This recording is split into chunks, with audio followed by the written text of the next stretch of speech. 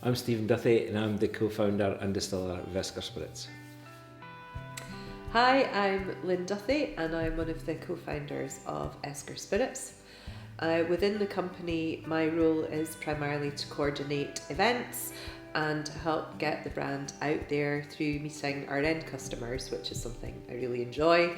Probably on a day-to-day basis, most of my work is more behind the scenes in the office, so I deal with a lot of the commercials and some of the HR side of things too. Esker Spirits was established in 2015.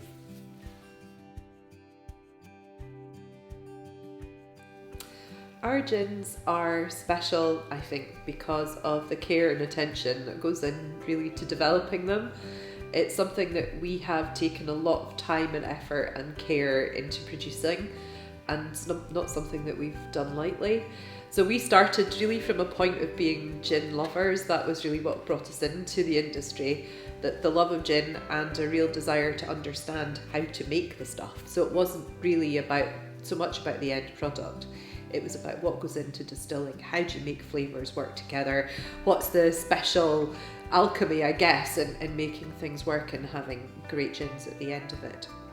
So for us, the actual development took quite a lot of time, and even for Esker, our original Esker, probably took us about 2 years really to come to a recipe that we were really happy with. I think that, and the fact that our it's not so secret ingredient is silver birch, which goes into all our gins, and that's something that we tap the trees ourselves for the silver birch every year.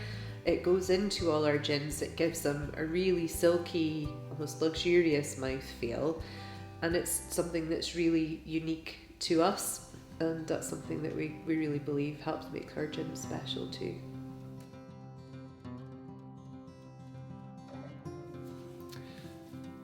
If I describe Esker Spirits in 3 words, I would say provenance, innovation and distinctive.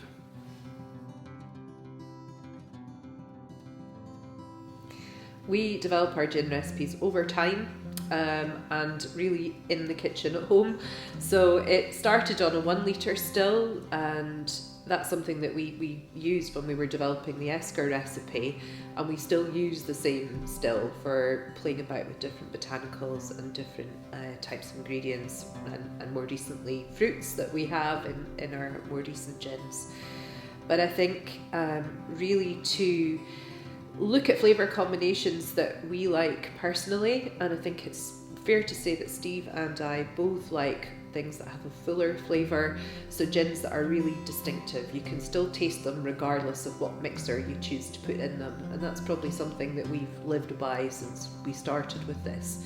So Esker's a good example. The flavours in there are quite distinctive. It took us quite a long time to get that balance of flavours right, because there are a lot of quite powerful things in there with the spice, and also with the floral and the citrus. We didn't want something that was too predominantly one thing over another, so it was a careful balancing act. I mean, the research and development that goes into this job is really terrible, as I'm sure you can imagine, but it was really about working at the flavours that we liked. And probably another good example is the honey spiced, and again that takes Esker as the base, but to talk about the fuller flavours that we enjoy, I think Steve and I both like things like Drambuie and Glaive and whiskey liqueurs, so those were flavours that we wanted to almost try and replicate in a gin. But again, that took time. It probably took us about 18 months to get to something that worked, particularly working with honey, which is notoriously difficult to work with in drinks. So yeah, I think time, a trusty 1 litre still, and lots of very, very happy friends and family who get to try all these things as well as we go along.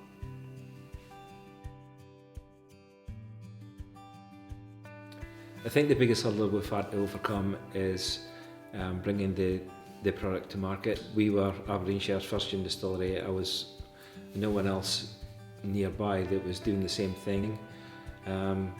So we really just kind of had to learn as we was going along, and it was quite a steep learning curve. The highlight of the gin journey so far is really easy for me. It's the fact that you walk into a shop and you see our products on a shelf. That really will never fail to be a highlight for me. It's something that is just brilliant. I think the fact that we've managed to create something that people want to buy, people are enjoying, is just fantastic. And I think we've been really fortunate to work with some amazing retailers and stockists really from the start, who have helped us build up quite a loyal following of Esker fans. The other thing that I particularly enjoy is working at events where I get the chance to meet our end consumers, because that doesn't happen very often, because normally you're depending on someone else to sell the gin for you.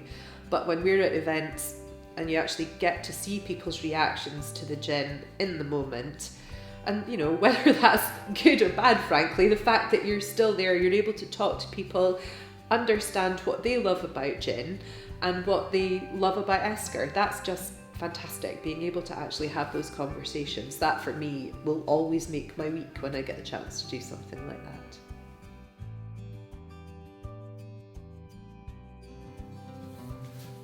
We were really fortunate in that we've had quite a lot of support from local people and from local businesses, because we were the first gin distillery in Aberdeenshire, and our gin is distilled and bottled here by us. People really understood that and took to that, and were really keen to support us. A lot of the local shops as well were really great supporters of us initially, and played a real hand in us getting the brand off the ground.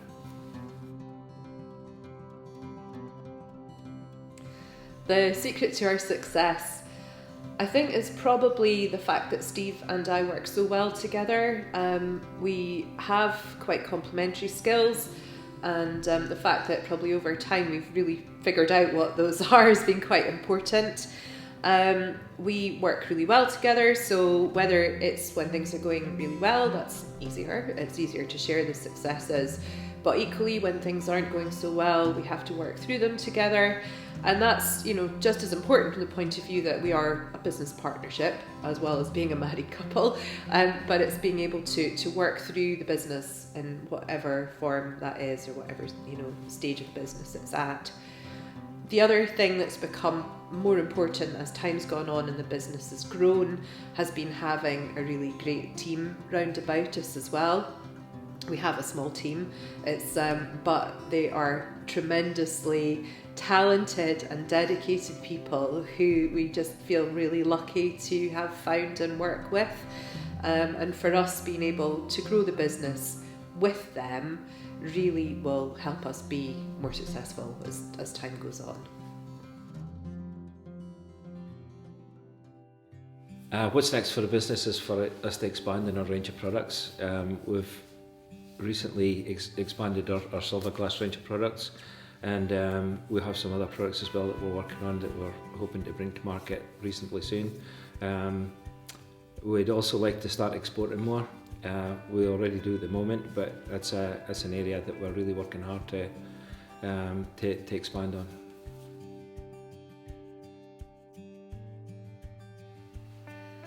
I think Scottish gin offers such a range of options for gin drinkers, and there's a real heritage of quality as well in Scottish spirits.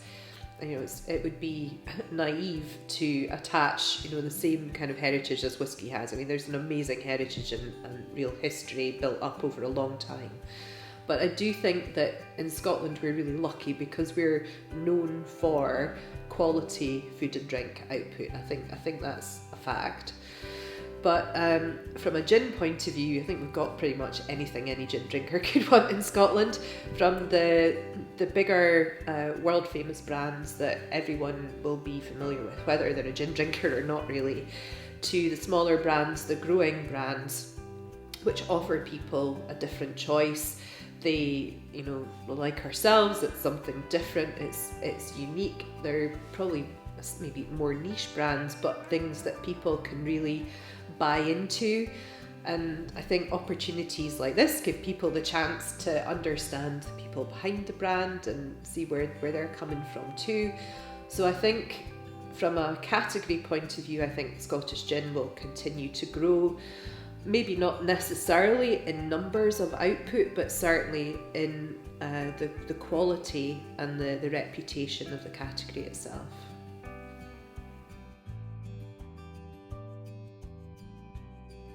I think the term Scottish gin is really starting to be a sign of quality. I think when people try Scottish gins, they think that they're getting something that's really premium, and they're right to think that. A lot of effort goes into making the gins that we've got here in Scotland now. I think to be a Scottish gin, it should primarily be distilled and bottled here in Scotland. But as far as the term Scottish gin is concerned, I think it's just something that is becoming really well known for quality, and is starting to be respected outside of Scotland as well.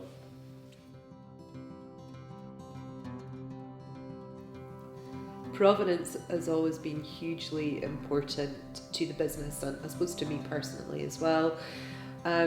Right from the start, we were really keen that Esker should have really close links to our local area, and even the name Esker is linked to Royal Deeside. In case people don't know, an esker is a ridge that's formed by the movement of a glacier, so it's a geological term, and there are eskers on Royal Deeside. So the fact that it's easy to say, easy to spell, and hopefully easy to remember is a bit of an added bonus. But we take the theme of the esker through from the name into our bottle design, and the brand. That there's clear ridges in there. You can see the shape of the mountains.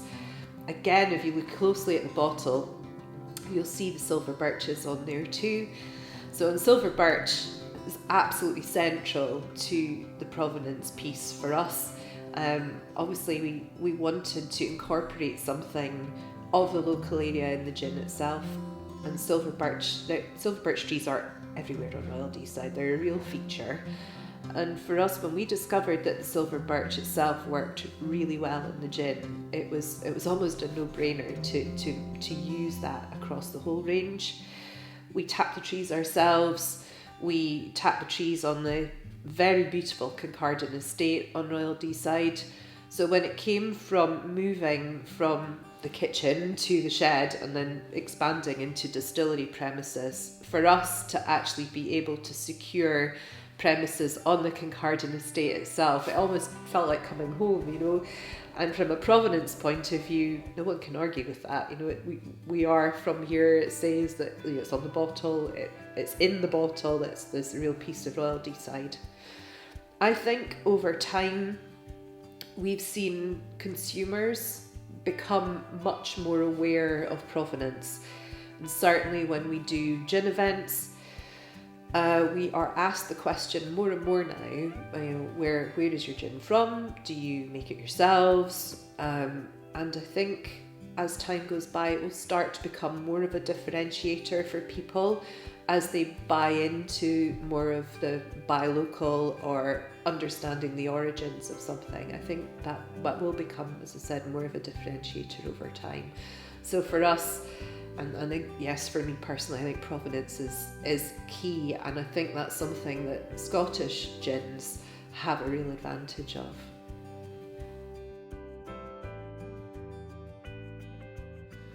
I can see Scottish gin continuing to grow and to be well known as a brand in itself globally. Scottish gin is already being recognised as something that people associate with premium. And it's something that as a business we would like to continue to capitalise on. We put a lot of effort into our gin. We put a lot of work into them to make sure that we have got a premium product, and that work is starting to pay off, we think. And in 10 years' time we would like to have expanded a lot more into the export market and have a much bigger percentage of our sales being overseas. That's where we see our brand working well. So in 10 years' time, I'd like to see our business growing as it has, and particularly into the global market.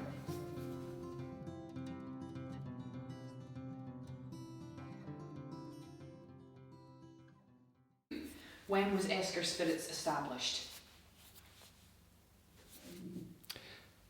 Esker Spirits was established in 2016. No, it wasn't. That's